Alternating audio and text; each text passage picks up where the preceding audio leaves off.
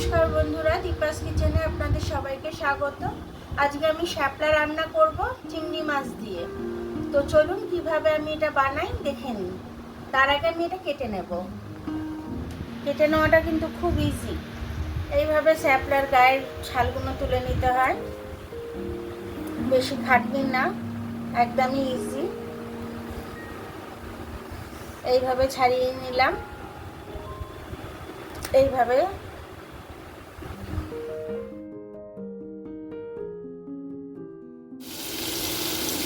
একটু হলুদ দিয়ে দিলাম, নুন দিয়ে দিলাম। চিংড়ি মাছটা আমি খুব ভালো করে ভেজে নেব।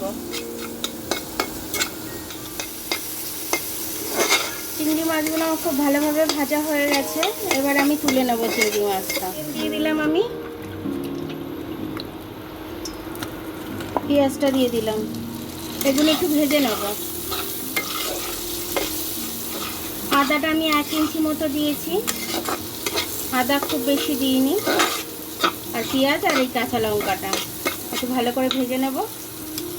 আধ ভাজা করে সুন্দর করে তুলে নেব। একটু নুন দিয়ে দিলাম পেঁয়াজটা সফট হওয়ার জন্য। 2খানা টমেটো আমি কেটে নিয়েছি, এটাও একটু এই মশলার সাথে ভেজে নিচ্ছি। ভাজা করলাম আমি, এটাকে আমি এবার নামিয়ে নেব। এটা ঠান্ডা হতে দিলাম, মিক্সিতে পেস্ট করব। আবার একটু তেল দিয়ে দিলাম। শ্যাপলাগুলো কেটে রেখেছি, শ্যাপলাগুলো দিয়ে দিচ্ছি। নুন দিয়ে দিচ্ছি ভাজার সময়।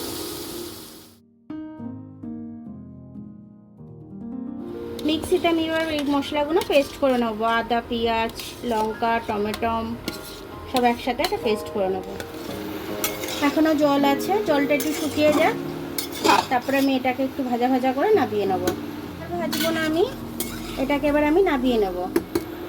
আমি কড়াইয়ে আবার একটু তেল দিয়ে দিলাম। কড়াইয়ে একটু কালো জিরে ফোড়ন দিয়ে দিচ্ছি। কালো জিরেটা হয়ে গেছে, একটু ধনের গুঁড়ো দিয়ে দিচ্ছি অল্প করে, একটু জিরের গুঁড়ো দিয়ে দিচ্ছি। মশলাটা পুড়ে যাবে, তার জন্য আমি একটু জল দিয়ে দিলাম। একটু কাশ্মীরি লাল লঙ্কা দিয়ে দিলাম, হলুদ দিয়ে দিলাম। এবার এটাকে ভালো করে আমি এটা ভেজে নেব। চিংড়িটা দিয়ে দিলাম।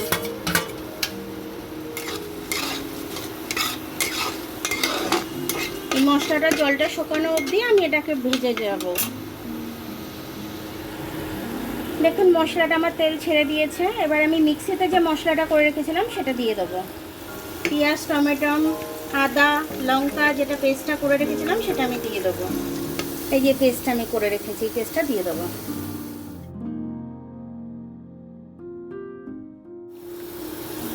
গ্লাসটা ধুয়ে আমি এতে জলটা দিয়ে দিলাম, তো অনেক মশলা লেগেছিল। এবার ভালো করে আমি একটু কষে নিচ্ছি। ভেজে নিয়েছিলাম, খুব একটা বেশি কষতে হবে না। এটার মধ্যে একটু নুন দিয়ে দেবো। আমি একটু নুন দিয়ে দিলাম।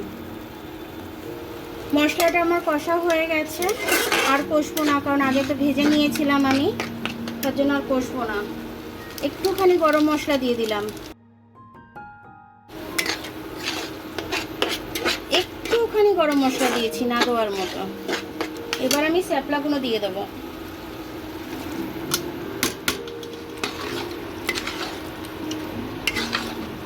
একটু চিনি দিয়ে দিলাম, 2 চামচ মতো।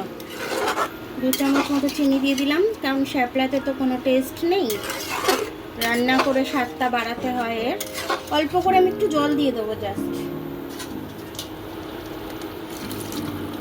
আর জল দেবো না, এইটুকুই জল দেব।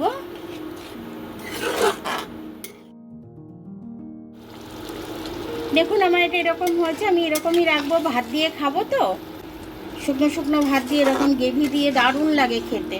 আর শ্যাপলা তো খুব ভালো লাগে। আমি এবার এটাকে নামিয়ে নিচ্ছি। আমার শ্যাপলার তরকারিটা চিংড়ি মাছ দিয়ে আমি করলাম। পুরো রেসিপিটা আপনাদের সাথে শেয়ার করেছি।